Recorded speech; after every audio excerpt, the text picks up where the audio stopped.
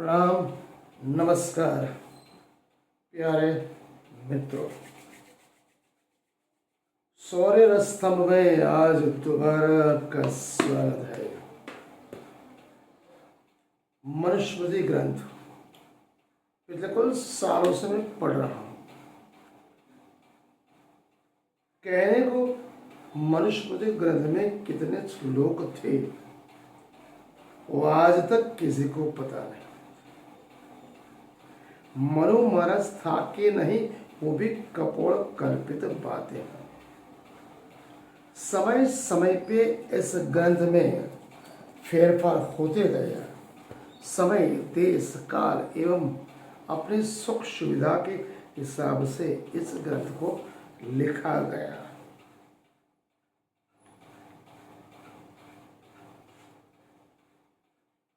तो ये जितने भी धर्म ग्रंथ हैं, सबसे बड़ी बात ये संस्कृत में है। क्यों? हिंदू शास्त्र का महत्व इतना क्यों दिया गया? धर्मशास्त्र कहते हैं स्मृति। स्मृति का मतलब होता है सुनी हुई बातें या वाक्य। स्मृति का मतलब स्मरण। हिंदू धर्मशास्त्र की स्मृति कितनी है? 18। सबसे पुराना ग्रंथ मनुस्मृति या तो मानव धर्मशास्त्र, लेकिन आज भी ये प्रमाणिक ग्रंथ नहीं गिना जाता। दूसरी बात, मनु ने ये धर्मशास्त्र बनाया तो किस ग्रंथ के आधार पे बनाया वो कोई नहीं कह सकता।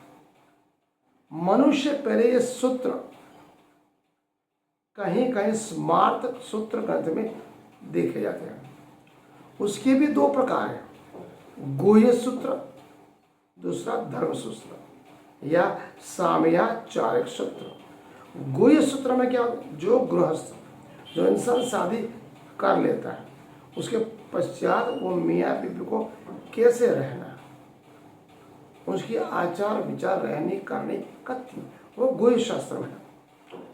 और दूसरा है धर्म सूत्र, गर्भ रहने के बाद मृत्यु पर्यंत कैसे रहा, वो दोनों ग्रंथ का आधार लेके मनु ने इस स्मृति ग्रंथ की रचना की। स्मृतिकारों की गणना में मनु का पहला नाम है, लेकिन वो कौन से काल में पैदा हुआ, कब ग्रंथ बनाया, कब रचा, किस आधार पे किया, और मनु के नाम से सही में वो पुरुष था या कल्पित पुरुष था,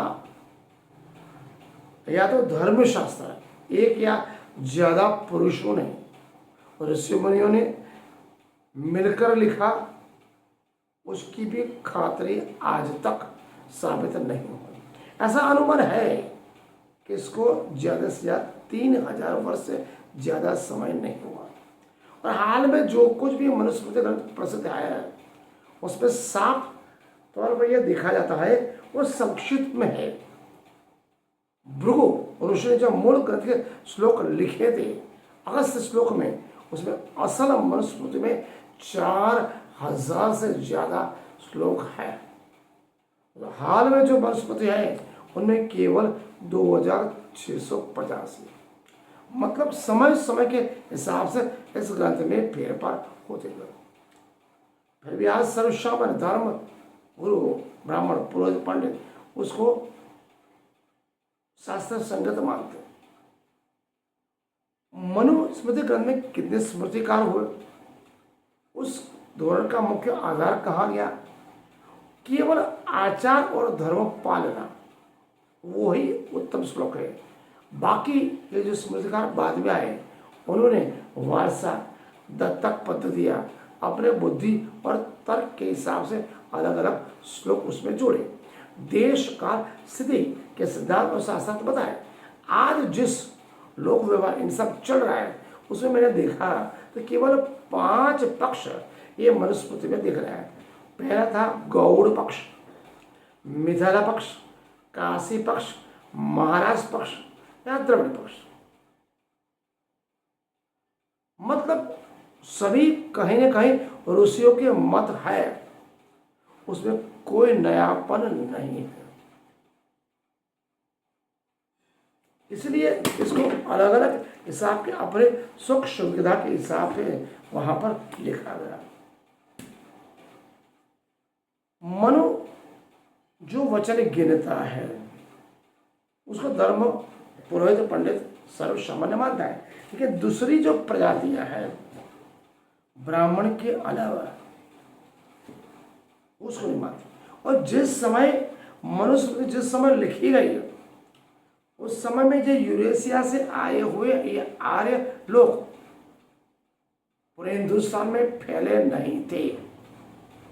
3000 साल पे आने का उनका इतिहास है।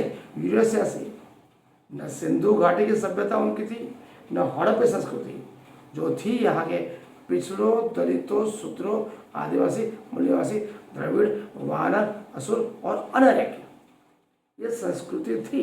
इसलिए मनु ग्रंथ केवल 3000 साल पुराना है, उससे ज्यादा नहीं। ये यूरेशिया से आए हुए आर्य लोगों का है। मनु के हिसाब से आर्य लोग 3000 से पहले से यहाँ के नहीं आए। ये बोलते हम यहाँ के, कपोल कल्पित झूठ बोलते हैं, प्रपंच वाली बात करते हैं। हिमालय से पर्वत से शिलोंग तक या हाल लंका ये इनकी बस्ती थी। मनु के वक्त में वहां पर आर्य नहीं। मनु के समय पे जो आर्य लोग थे उनके बस्तियां थी ब्रह्मवैवर्त में, ब्रह्मर्षि देश में, मध्य देश में, आर्यवर्त में। ब्रह्म देश जो कहते हैं वो आज का कुरुक्षेत्र, मत्स्य, पांचाल, सुरसेन ये देश ये बोलते हैं। मध्य में हिमालय और विंध्याचल पर्वत के आसपास की प्रदेश उसको मध्य देश बोलते हैं। और अब पूर्व और पश्चिम का समुद्र किनारा हिमालय और विंध्याचल ये लोगों ने अपने आप को आर्यवर्त बनाया। कहना का मतलब मनु के समय से जो आर्यवर्त ये ब्राह्मण पुरोहित पंडित बना थे उसमें केवल पंजाब के रास्ते से वो अंदर आए।